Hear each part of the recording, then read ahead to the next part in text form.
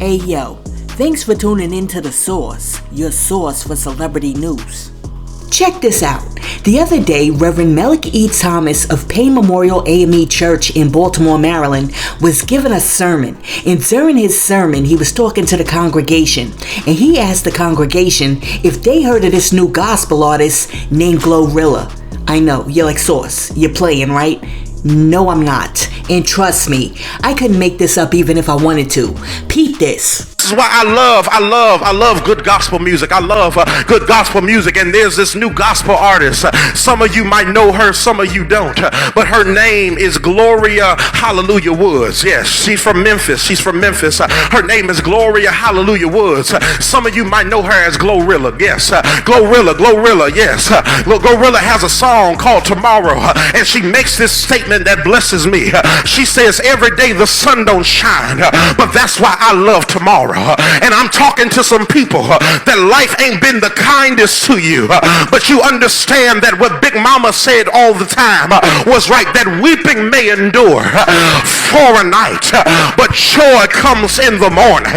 That every day is not good, but as long as I can make it to tomorrow, something can turn around. Come on, look at your neighbor, say, yeah, Glo. I understand this is not the season for me to just stay by the side of... Yo, did that dude just say that he heard a new gospel song called Tomorrow and then tell his congregation to turn to their neighbor and say, yeah, Glo? Oh my goodness, we're in trouble. Anyhow, after he made that sermon, GloRilla saw it and she posted a copy of the video on her Instagram. And after people saw it there, one person came through and said, he just lied to his whole congregation and said that you're a gospel artist. And then somebody else said, oh, he be turned on the way to church. And then somebody else was like, did he listen to the whole song? LOL. Yo, wait till Sister Beulah LMA Jenkins goes home and tries to download that gospel album. Oh boy, is she gonna be in for a surprise, especially when she hears that Cardi B reprise. I am done. Listen, I'm laughing because I can't believe what I just heard and saw. But with that being said, I would be remiss if I didn't say this. These people better stop going to church and playing with God, because if they continue to do this, they're going to end up in another place where they're playing another gospel song called It's Getting Hot in Here. Yeah, let me know what you guys think about that new gospel artist, GloRilla. Now, check this out. The other day on the Joe Budden podcast, Joe and the crew were discussing the fact that Usher flew all the way to Bali to spend a little time with his pal, Russell Simmons. And during the discussion, Joe said that despite the fact that like 13, 14 women have accused Uncle Rush of assault, there's nothing y'all can do to make people stop loving Russell Simmons. This just proved what I told y'all last week. What? Last pod. They love this nigga. So everybody's turning a blind. If that was anybody else, they would be killing this nigga left and right. Oh, they're killing him a little bit. No, they're not killing him. A very little bit. I thought you said something else. So I'll say it. They love Russell Simmons. That part too. I'm gonna say it, yo. That's true. I know that y'all don't want to say it and y'all don't want to admit to it. I know people seen whatever doc they seen. People believe what they believe. There's nothing y'all could do to make people stop loving Russell Simmons. That's true. Not a thing in the world. And the powers that Not be. a thing in the universe is going to make people stop loving Russell Simmons for as many lives as he impacted as one man. And the powers that be that could literally like make the media campaign overwhelming. Them is people. They my niggas. Russell Simmons has enough people spread throughout the industry that are his people. Yes, it's my peoples. Like, they'll wage a whole fucking real, you know what I'm saying, a campaign against you if they want to. He is in bed with some of the niggas that have that power to do that. And so it's never, ever, ever gonna come. It's not gonna happen. Also, not to negate anything that he has done, that stuff,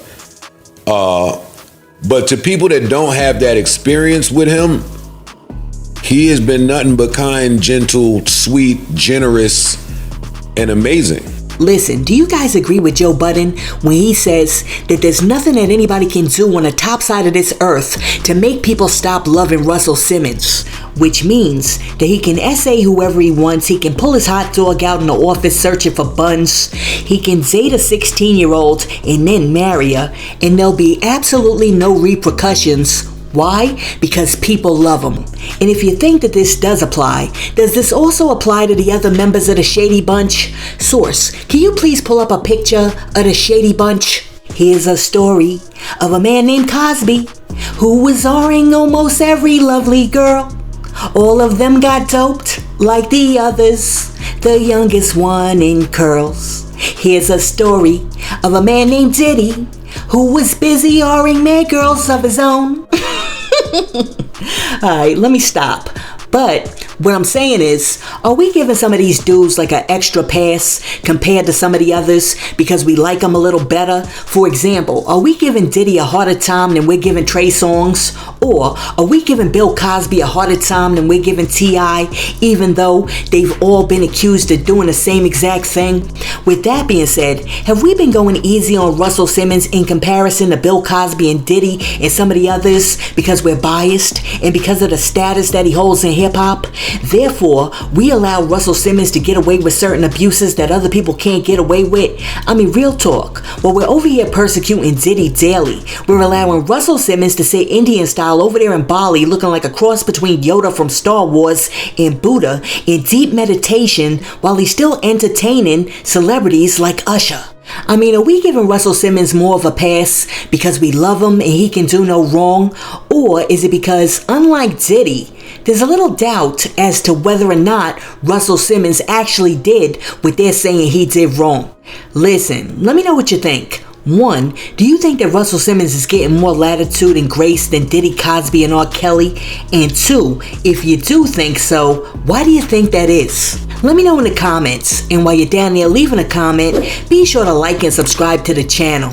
Now, check this out. The other day, Rick Ross posted a video of himself online dancing, and now people online are roasting Rick Ross for his zesty dance video. Check out your boy doing like one half of a bogle in the crib. Car show, we want to see if you got keys to the Benz, keys to the Chevy, or keys to the Beamer.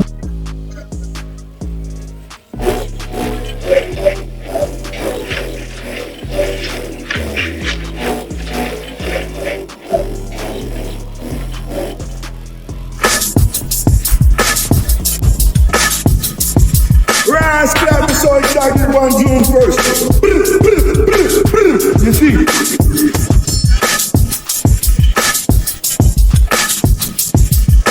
You can't wait. You see? We're going to show King Kong all the time there.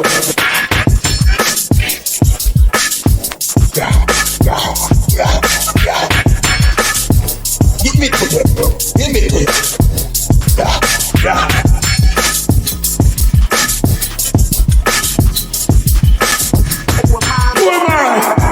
Biggest rascal. Give him the stand, Rasta. Give him my stand. Oh,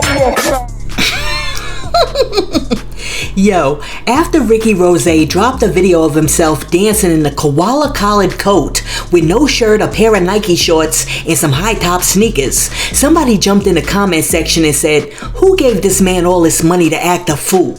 And then somebody else said, "It's the standing in 5th position for me. You don't know nothing about ballet, my boy." And then somebody else was like, "Every time you give a damn inch, you gotta take 10 miles. Why, William? Why?" Yo, Rick Ross really did start that dance off in 5th position like he was getting ready to bust into like the Jamaican version of the Nutcracker. I am done. I can't with this dude. But like King Flay said, Ross make you feel wealthy even when you're not. LOL. Big blessings, brethren. So true. Now, check this out. Megan Thee Stallion was over there in Japan, and while she was there, she decided to taste some Japanese cuisine, which included drinking a drink from a jar that had a live snake in it. Check this out. What the fuck? Okay. Okay.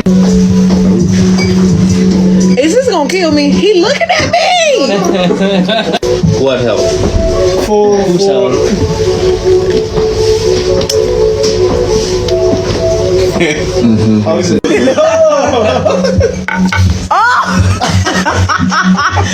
That's tough. That's strong. I knew a snake had a taste. That tastes like a snake. I mean, what is it? Is it whiskey? Now, after Megan Thee Stallion posted a video of her drinking a snake juice, somebody came in the comment section and they said, "Meg girl, you taking this snake stuff too far now. Neighbors, y'all trying it?" And then somebody else was like, "Snake done hissed and pissed all in the drink." And then after that, somebody else came through and said, "Don't bring no snake-ademic back over here. Boogie, please." Not the snake-ademic. Listen, if I was Megan Thee Stallion, I would stick to drinking Hennessy through a straw. Cause I'm telling you, I'm not putting my mouth on any drink that has a snake in it. I don't know where that snake has been, and I'm like, what's the purpose? I don't need snake-flavored Ciroc or snake-flavored Deleon.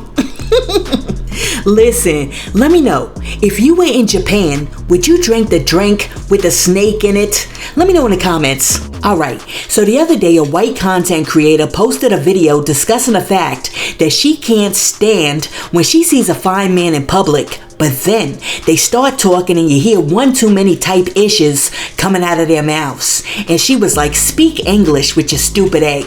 So apparently, Lizzo just so happened to be scrolling through social media and she saw the post and she was like, no she didn't, I got to respond to this. So Lizzo stopped twerking, put her flute down for a minute, jumped on social media and said this.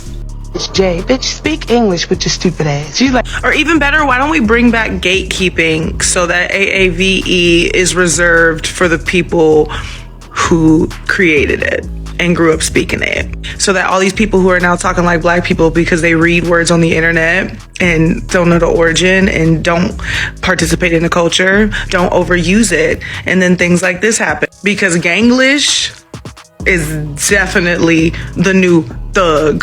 When police would call someone a thug, but it's really a black person, which is the new hard R N-word. I know so many people who have said type shit their entire lives. I've heard them talk like that for years before it became trendy on the internet to say that. But maybe if these internet people get sick of it, we can just continue to use our dialect in peace type shit. Okay, so needless to say, Lizzo's comments led to a whole bunch of other comments, because after she said that, a whole bunch of people agreed with her, and one person came in the comment section and was like, AAVE stands for African American Vernacular English. And then somebody else was like, if you're not African American and don't support African Americans talking about their own dialect, leave your opinions at the door. And then somebody else was like, I'm for the gatekeeping, because we were born creators and the white community studies us and mimic and get the credit. And then somebody else was like, I agree with the gatekeeping, because too many hands in a pot messing with the recipe. And then somebody else was like, now we're on to something, because the reality is they do everything we do without any context. Then they expect for us to provide the context. Grinds my gears. Just like the ill-informed giving non-blacks permission to use the N-word because they grew up around us, when it will never mean a term of endearment for them.